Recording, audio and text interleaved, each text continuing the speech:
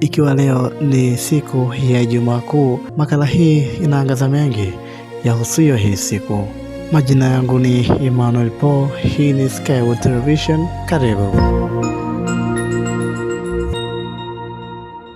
Iweje siku ya kifo na mateso iitwe njema au kuu? Unapoanza na swali hili, akili yako itakuwa tayari kupata majibu kwenye kipengele cha ukombozi na upendo.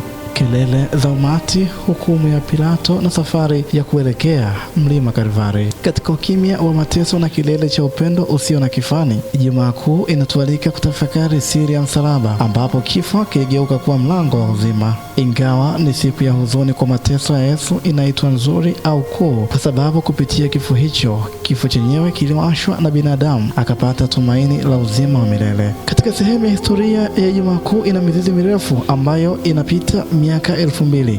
Historia hii inaanza na matukio yaliyoandikwa katika vitabu 4 vya Injili.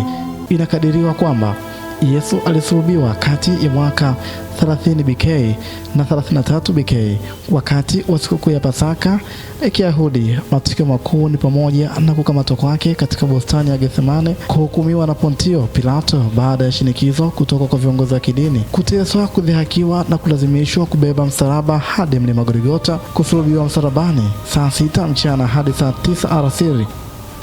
Tangu karne za kwanza za Ukristo, siku hii ilitengwa kama siku ya huzuni, toba na kufunga. Baada ya Ukristo kuruhusiwa katika dola ya Kirumi, ibada za kijamii zilianza kupata nguvu katika mji wa Yerusalemu.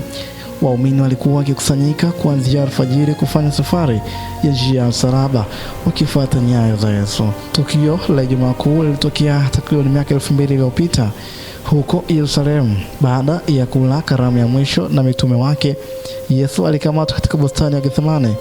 Alipitia mfululizo wa dhihaka, vipigo na hukumu zisizo na kifani na haki mbele ya baraza la Wayahudi na liwali wa Kirumi Pontio Pilato.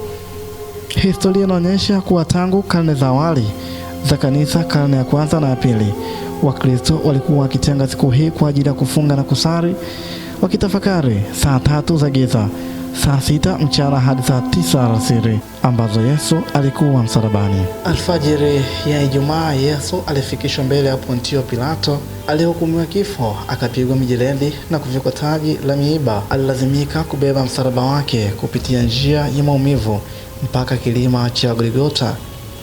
Saa 9 alasiri, baada ya saa kadhaa maumivu ya msalabani, Yesu alitoa roho yake. Tangu karne ya 4, kanisa lilianza kutenga siku hii mahususi kwa ajili ya maombolezo na tafakari ya mateso hayo.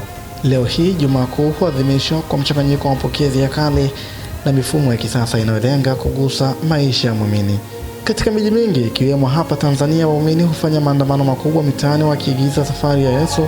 Hii hutumika kama mahubiri wazi kwa jamii juu ya zoezi hili. Mfumo wa sasa unasisitiza zaidi kusaidia wahitaji badala ya kula vyakula vya anasa. Watu wengi hutoa sadaka zao kwa yatima, wagonjwa na wafungwa kama ishara ya kuishi upendo wa Kristo. Hili ndilo agizo kuu kabisa la Pasaka ambalo lilitolewa na Mungu kwa Musa huko Misri. Kila familia ilipaswa kuwa na mwanakondoo wa kiume wa mwaka mmoja asiye na mawaa. Walipaswa kupaka damu ya kondoo huyo kwenye miimo ya milango yao ili malaika wa kifo apite juu yao. Walitakiwa kula nyama ya kondoo aliyechoma pamoja na mboga chungu na mkate usioachwa. Wakiwa wamejifunga mishipi na kuvaa viatu tayari kwa safari, Mungu aliagiza tukio hili liadhimishwe kila mwaka kama Bwana asemavyo, ukumbusho wa ukombozi kutoka utumwani. Kwa Kristo, agizo la Pasaka limebadilika kutoka kwa mwanakondoo wa mnyama na kuwa Yesu Kristo. Katika Alhamisi Kuu, Yesu aliagiza, fanyeni hivi kwa ukumbusho wangu.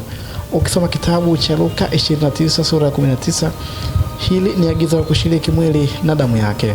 Yesu alitoa agizo kuu kipindi hiki akisema kwamba amri mpya nawapa, mpendane kama nilivyowapenda nyinyi.